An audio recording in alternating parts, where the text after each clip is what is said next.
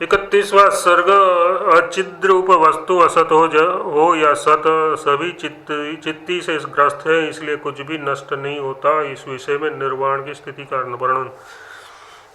नित्य निरतिशयानंद से पूर्ण अद्वितीय चिदाकाश स्वरूप निर्वाण स्थिति का अनुभव कराने के लिए दृश्यानुभव उद्देश्य भावना के अभ्यास के अधीन है। इस पूर्वोक्त का स्मरण करते हैं।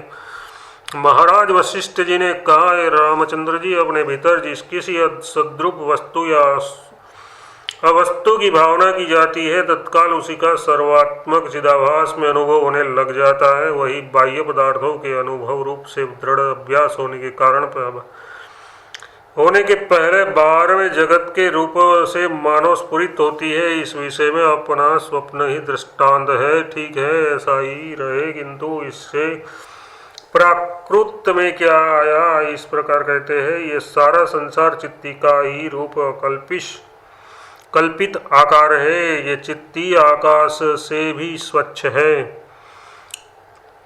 क्योंकि द्रुत जैसे अपनी आत्मा में ही काठिन्य को धारण करता है, वैसे ही चित्ती जगत रूप आकार को धारण करती है।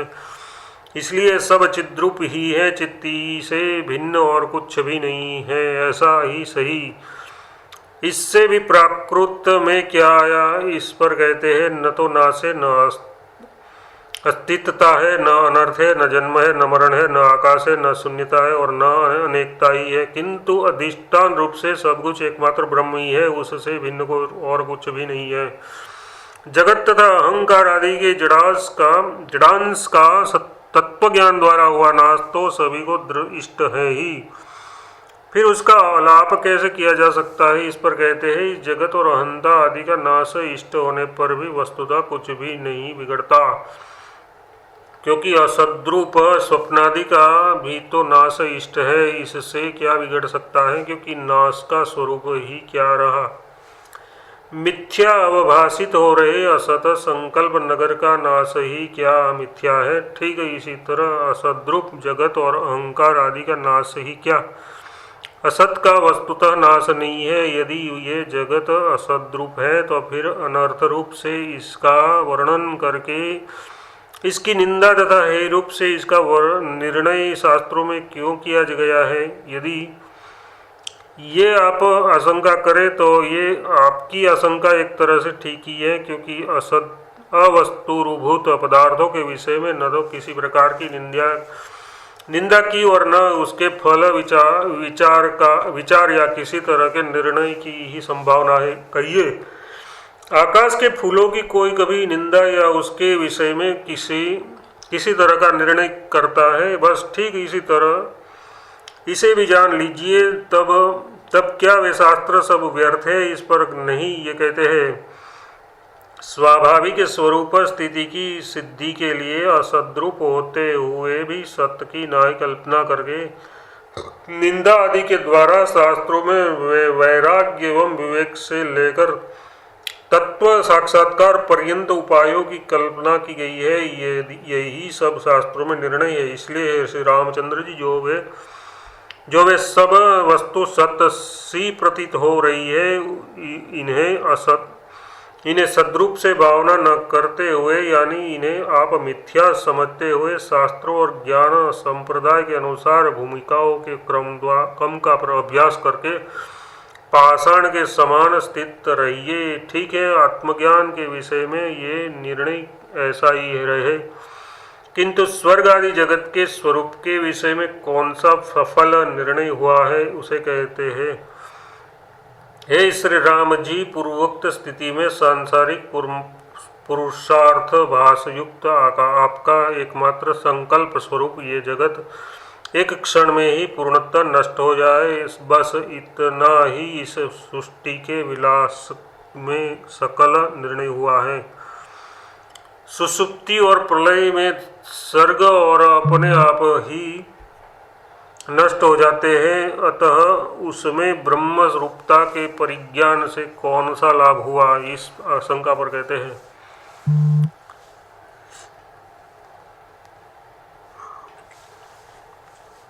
जगत में ब्रह्मात्मिक ज्ञान से उसका मूलोच्छेद पूर्वक अर्थात पुनः उत्पन्न होना क्षय है।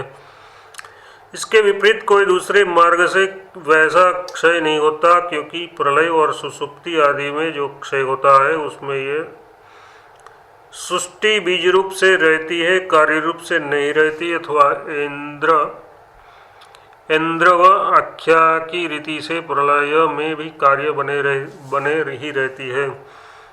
तब सृष्टि के रहते भला प्रलय व्यवहार कैसे, इस पर कहते हैं स्वप्न पुरुष के तुल्य जिस असत पुरुषों की दृष्टि में यह सृष्टि है, वह सृष्टि तथा वे पुरुष मृग तृष्णा जल के तरंग के समान है। तात्पर्य है कि प्रलय का संकल्प करने वाले की दृष्टि से उन सब की सत्ता न होने के कारण अपने संकल्पित संपूर्ण जगत के नाश से ही उसका प्रलय व्यवहार होता है। यही कारण है कि जीव और जगत रूपों के विषय में कोई निर्णय न हो सकने से अनिर्वचनीयता कही गई है। यह कहते हैं जो लोग असद पदार्थों का ही सद्भाव सा मानते हैं, वांध्या पुत्र की वाणी की तरह हम लोग उनका कोई निर्णय नहीं जानते। कहने का तात्पर्य यह है कि जीव और जगत रूप अनिर्वचनीय ही है। इसलिए तो तत्वज्ञानी पुरुष सादा ही अद्वितीय चिदानंद से परिपूर्ण रहते हैं। ये कहते हैं परिपूर्ण समुद्र के समान तत्वज्ञानियों में कोई अपूर्व ही अद्वितीय चिदानंद की परिपूर्णता रहती है, क्योंकि वे दृष्टा और दृश्यांश की दृष्टि में गिरते नहीं। वैज्ञानिक लोग पर्वत के समान अकंपनीय वात रहित स्थान में स्थित दीपक की नाई सदा संप्रकाश युक्त तथा आचार शून्य होते हुए भी आचार युक्त स्थित ही बने रहते हैं। तत्वज्ञानी पुरुष के हृदय में के भीतर उदित हुई परिपूर्ण समुद्र के समान कोई अनिर्वचनीय ही पूर्णता बनती रहती है, तथा ज्ञान रूपा भीतरी शीतलता भी कोई अपूर्व ही लक्षित होती है। तब अज्ञ पुरुष का स्वरूप क्या है, इस पर कहते हैं इस संसार में अज्ञानी पुरुष को वासना रूपी है। अज्ञानी पुरुष तो वासना रूपी है। तत्व दृष्टि से विचार कर देखने पर तो वह वासना कुछ है ही नहीं, कोई भी विचार कर उसे देखता नहीं है, और इसी से यह संसार उपस्थित हुआ है। जिस पदार्थ की प्रतीति प्रकाश की स्फूर्ति से सिद्ध है, यानी प्रकाश के बिना जिस पदार्थ की प्रतीति होती है वह पदार्थ प्रकाश से विद्यमान नहीं रहता।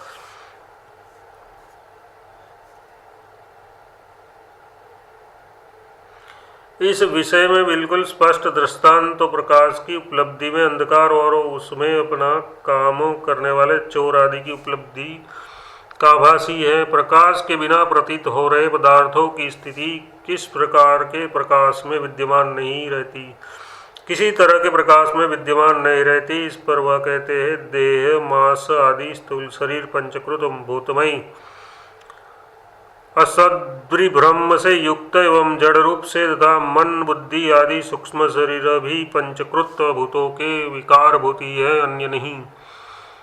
ठीक है, ऐसा ही सही, परंतु इस समय प्रकृत में क्या आया, इस पर कहते हैं उस बुद्धि आदि घटित सूक्ष्म शरीर में हम भाव से प्रविष्ट हुआ चिदात्मा उसके द्वारा स्थूल देह को भी अविद्या के कारण ये मैं ही हूँ ऐसा मानता है। विवेक द्वारा बुद्धि अहंकार और चित्त की भूतादि रूपता को वाचारंभण्य विकारो नाध्येयम श्रुति में दिखलाए गए उपाय से छोड़कर यदि उसकी स्वप्रकाश चिन्मात्र स्वभाव से स्थिति हो जाए तो फिर मुक्ता भी आविर्भुक्त हो ही गई, ये समझ लेना चाहिए। उसी को मैंने आलोक कहा है, ये तात्पर्य है।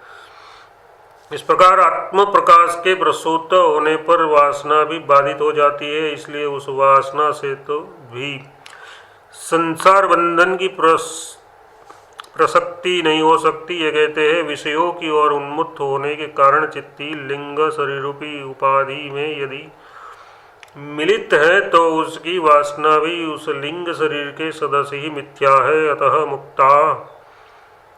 मुक्तता अवस्था में उसका बाध होने से वह वासना कैसी कहाँ से कहाँ पर और किस रूप स्वरूप की हो सकती है। तत्वज्ञान होने पर बद्ध जीव की ही जब उपाधि नहीं होती, तब भला किसके द्वारा किसके बंधन की सब प्रसक्ति ये कहते हैं। जिस जीव को जो इस संसार का भ्रम है, ये असत ही है। जो असत होता है वह तत्व दृष्टि से देखने पर मृग तृष्णा जल की नाई लक्षित ही नहीं होता। इससे किसको कहाँ से कौन सा संसार। आत्म प्रकाश के मंद पड़ जाने पर तो फिर चित्त का उदय हो जाने से संसार हो ही सकता है। इसलिए आत्म प्रकाश को तब तक दृढ़ बनाए रखना चाहिए जब तक कि संसार की बिल्कुल विस्मृति न हो जाए, यानी उनकी पुनः स्मृति का अवसर न आने पाए, ये कहते हैं। इससे इस तरह आत्मज्ञान के लिए प्रवृत्त हुए पुरुष के विषयों का स्मरण करने से जो पुनः चित्त का उदय होगा, वही फिर संसार रूप से प्रवृत्त हो जाएगा। इसलिए श्री राम जी, सबको छोड़कर आकाश के समान निर्मल आत्मा की ही एकमात्र आप उपासना कीजिए। विषयों का पुनः स्मरण न होना ही श्रेय है। अतः भूमिकाओं के अभ्यास द्वारा एकमात्र सांसारिक विषयों की विस्मृति को ही इस व्यावहारिक जगत में सिद्ध करना मोक्ष पुरुषों का परम कर्तव्य है। भूमिकाओं के अभ्यास में तत्पर मुमुक्ष किस तरह देखे ये बतलाते हैं। न दृष्टा है, न भोक्ता है, न आसक्ता अस्तित्वता है और न नास्तिकता है, किंतु सदा समुद्र के समान परिपूर्ण प्रारब्ध प्राप्त बाधित व्यवहार के निमित्तभूत एक शांत स्वरूप यथास्थित, ये सब ब्रह्म ही है। ये सारा दृश्य जगत सद्रूप ब्रह्म ही है। ऐसा स्पष्ट ज्ञान हो जाने पर बिंब और बिंबी यानी चिदाभास और उसकी उपाधि दोनों के नाश से जल सुखने से बिंब रूपता की नाई एकमात्र शिव स्वरूपता ही उदित होती है। परम पद में विश्रांत समदृष्टि तत्वज्ञानी की समाधि या रागद्वेष से शून्य व्यवहार दोनों ही प्रतीत होते हैं, अथवा निर्वाण रूप सप्तम भूमिका में प्राप्त इस ज्ञानी की शांत रूपता ही अवशिष्ट रहती है, क्योंकि वासना रहित मुनि कैसे व्यवहार कर सकता है। जब तक उन ज्ञानी की सप्तम भूमिका में विश्रांति परिपोषता को यानी दृढ़ता को प्राप्त नहीं हो जाती, तब तक राग द्वेष और भय के उदय से रहित हो वह व्यवहार करता है। सप्तम भूमिका में प्राप्त ज्ञानी राग द्वेष भय और क्रोध से शून्य निर्वाण रूप शांत मन पर पत्थर रूप न बना हुआ भी पत्थर की नाय नित्य निश्चल स्थिर रहता है। इस तरह ब्रह्म में स्वाभाविक भावना के अनुसार जगत रूप है तथा शास्त्रीय तत्व भावना के अनुसार तात्विक रूप भी है। इसीलिए अपनी इच्छा के अनुसार मनुष्य अनर्थ या पुरुषार्थ दोनों प्राप्त कर सकता है। उसके लिए दोनों ही सुलभ है। इस आशय से कहते हैं, जैसे कमल के बीज कोश के अंदर ही अभिन्न रूप से संपूर्ण कमलनीय स्थित है, वैसे आत्मा में ही स्वप्न भ्रांति रूप ये जगत अनन्य होकर स्थित है। आत्मा को छोड़कर अन्यत्र नहीं, बाहर है। ये प्रतीति आत्मा में बाह्य रूपता की भावना से ही है, न कि इसका दूसरा कोई आधार होने से। ये कहते हैं, आत्मा ही बाह्य रूपता की भावना से बाह्य रूप हो जाता है तथा आत्म तत्व की भावना करते रहने से आत्मरूप ही रहता है। इसलिए परब्रह्म तत्व में तत्त भावना ही बाह्यत्व और अभ्यंतरत्व है। यही कारण है कि स्वप्न और जागृत अवस्था में प्रतीति से कोई भेद नहीं है। ये कहते हैं, जो अंतःकरण में ही भीतर स्वप्न की भ्रांति है, वही ये बाह्य जगत रूप से उदित होती है। दो पात्रों में स्थित दूध के समान स्वप्न तथा जागृत अवस्था में तनिक भी भेद नहीं है। जागृत और स्वप्नावस्था के पदार्थों में स्थिरता और चंचलता रूप भेद तो प्रत्यक्ष ही उपलब्ध होता है। उसकी क्या दशा होगी, ये यदि ये आशंका करे तो उस पर कहते हैं, एवं जागृत अवस्था के पदार्थों में स्थिरता तथा स्वाप्निक पदार्थों में जो अस्थिरता प्रतीत होती है वह भी एकमात्र विस्तृत भ्रांति ही है तथा जागृत कालीन शरीर में आधारता और स्वप्न में आधेयता की जो प्रतीति होती है वह भी जल और तरंग के तुल्य ही है। जैसे स्वप्न काल के पदार्थों में जब तक एकमात्र आत्मस्वरूपता का अनुसंधान नहीं होता तभी तक उनका भान होता है। आत्ममात्र स्वरूपता का अनुसंधान होने पर तो जागरण रूप बोध से आत्मिकता ही सिद्ध होती है। वैसे ही जागृत अवस्था के पदार्थों में भी समझना चाहिए। इस आशय से कहते हैं जैसे स्वप्न काल में पदार्थों में आत्मा के अन्यत्व ज्ञान से अन्य रूपता का भान होता है, आत्मिकता का अबोध होने पर तो